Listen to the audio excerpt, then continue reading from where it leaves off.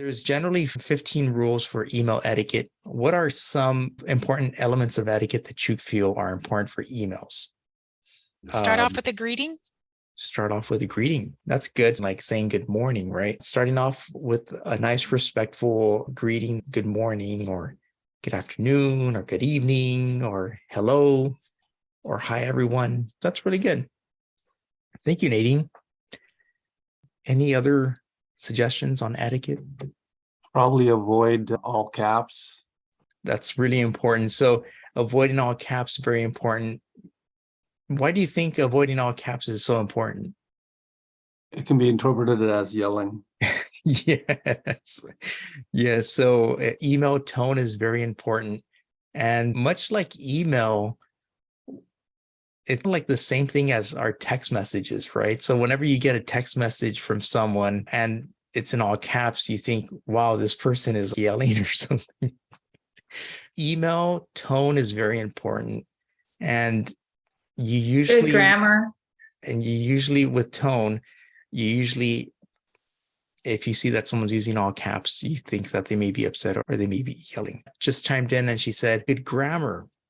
That's really good. Good grammar. You want to make sure that you proofread your emails before you send them off. Nowadays, like in the office environment, you see a lot of people quickly bringing out their phones and sending off short emails for yes or no, right? So or emojis. Or emojis. If it's like a really formal email, you may want to stay away from emojis. But if it's like an email that you send to your coworker that you've worked with for X amount of years, or if you know someone on a different level, you could use emojis. That's fine. But you want to proofread your stuff before you send it. Outlook and most email services, they already offer like a proofreading service that will underline like any potentially misspelled words, or it'll underline any grammatical mistakes, like maybe something that needs a comma or something that needs a question mark. So it'll help you out, but that only gets you so far. And so it only gets you, I would say, 80% of the way. When you're writing emails, you want to make sure that you put your grammar hat on and that you try your best to write clearly and concisely. Sometimes with professional emails, it's really important to get straight to the point. And so if you write this really meandering email that's 5 paragraphs, when you could have done it all in 1 or 2 sentences, people would appreciate that. So any other suggestions? Also, the exclamation marks, right? Whenever you use them, it could be considered as if you're yelling as well. So exclamation marks. So they can also be interpreted as yelling. They could be like, why is this person yelling at me or something? And it's just, when you're writing emails, you want to stay conscious of your tone and not offend people. So that's important. In our Canvas, we actually include 15 email etiquette rules that are good to live by. And so we could briefly review them just so that you get an idea of some of these suggestions, and maybe you could incorporate them when you're writing your emails. So let's take a look at number 1, use direct subject lines. So subject lines, whenever you're writing an email, you have a subject line that goes on the top, and it's like the title of your email.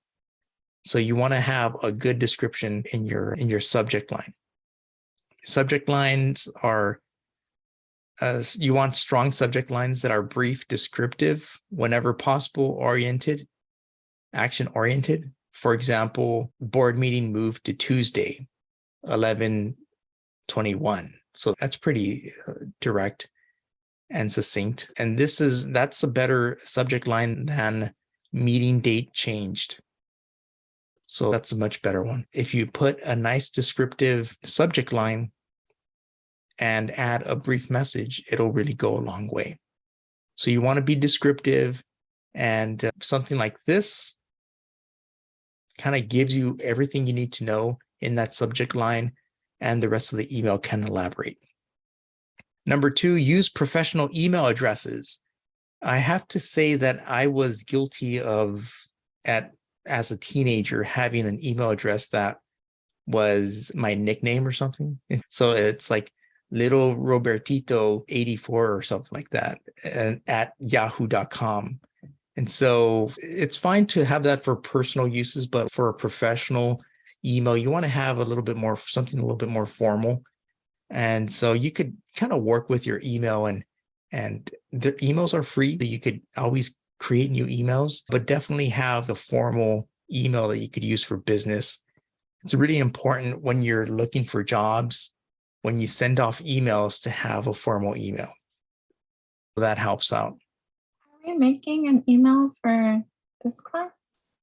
You don't have to. Oh, So you actually don't have to. If you want to use an email that's existing, that's completely fine. Number 3, the reply all button should be used sparingly. That's one tip that we should keep in mind when you are in a working environment and you are responding to an email where there's more than one person there. Maybe there's an email that has been sent off to 5 people. If you use reply all, that's going to send the message that you're writing to everyone.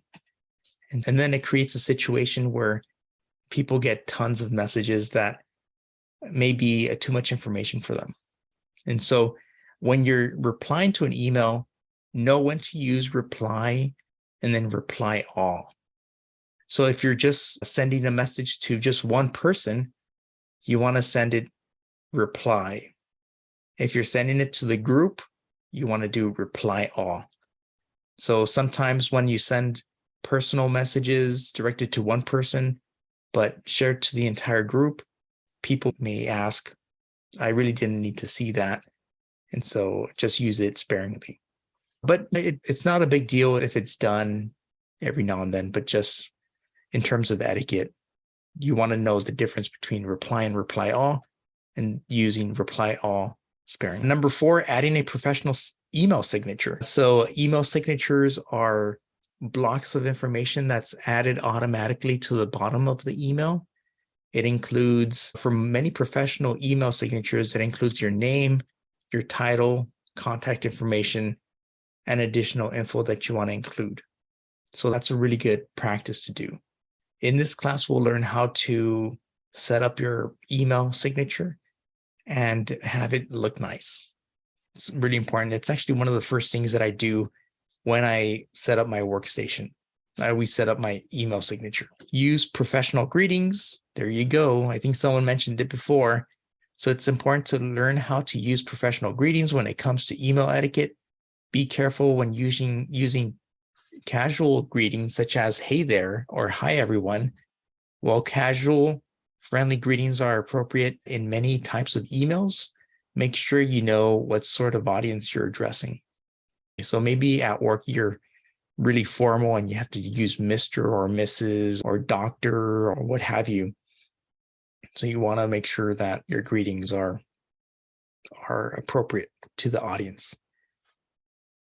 Number 6, be wary of excessive exclamation points. Use it sparingly, and that's mainly because tone is very important. Number 7, be careful with using humor. Whenever we're using humor in person, we have like facial expressions or tone or voice that gives us like the context of the joke, right? But when you are writing an email, some of that is lost. So something that could be said as a joke can come across as seeming rude or hurtful. And so it's always good to just kind of leave it out from emails because you're never quite sure how people are going to take it. So if you're going to write a sarcastic message, you may want to double think that and just say maybe not. So it's fine to say it to a coworker or another person in person and add that additional context if you have that trust level with them. But as far as emails, since it's hard to read tone at times, it's always good to just be careful with it. So number 8, reply to all emails. So it's always good to reply to emails and to stay active in the conversation. Otherwise, other people may say, oh, this person never answers my email, and so I'm not sure how to get a hold of them. Something like that. At times, you may not be able to write a long, elaborate email, but as long as you say, thank you for the email, I got it, I'll work on it, or something like that, that helps them realize that you're still active and you're responding to emails. Always proofread before pressing send. So common sense, just read it through once more and then push send whenever you're ready. Number 10, add email address after you've composed the message. You want to avoid accidentally sending an email before you finish typing and proofreading the message. That's a good way to remind you to complete your email before sending. Double check recipient addresses. Always consider how cultural differences may affect your communication. That's good. Now I'm going through these a little bit faster since we want to get to other things today. But to keep your fonts simple and classic. So sometimes you may add a different font that's a different color, and that may make it hard for people to see. So you always want to have a nice contrast for your emails. So usually white background with black letters is like the best thing to do. But I've also seen like blue. As long as there's a nice contrast, people will be able to see it. You want to avoid like really bright or dark colors together. And so if it's like a black background with a blue font, it's hard to read. Segment your communications, and then finally consider your tone. So it's all, it comes down to tone. These are just some etiquette items to keep in mind when you're writing emails. Since this is essentially an email-based class on Outlook, a software that's based off of email, it's good to keep these in mind.